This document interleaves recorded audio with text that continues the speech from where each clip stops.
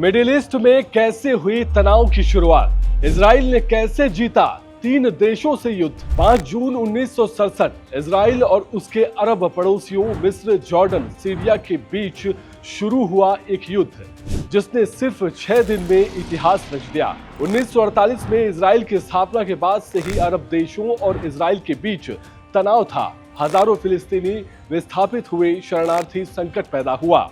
मिस्र के राष्ट्रपति नासर और इजराइल के बीच जल और क्षेत्रीय विवाद चरम पर पहुंच गए थे, जिसके बाद मई 1967 में मिस्र ने तीरान जल डमरू मध्य, जो कि सिनाई और अरब प्रायद्वीपों के बीच संकरे समुद्री मार्ग हैं, जो कि अकाबा की खाड़ी और लाल सागर को जोड़ते हैं, जिसकी नाकाबंदी मिस्र ने की, जो इजराइल के व्यापार के लिए अहम था।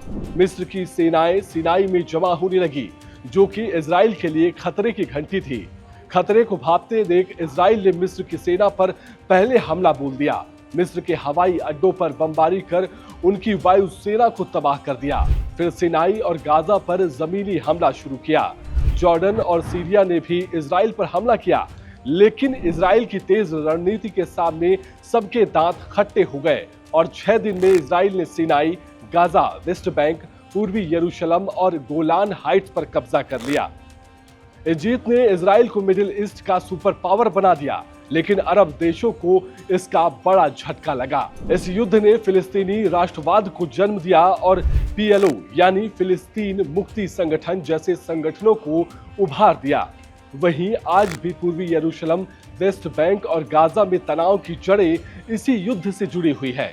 मिडिल ईस्ट में जो आज आप तनाव की स्थिति देखते हैं, इसका जन्म यहीं से हुआ है। बहरहाल आपको ये जानकारी कैसे लगी, हमें कमेंट कर बताएं। नमस्कार।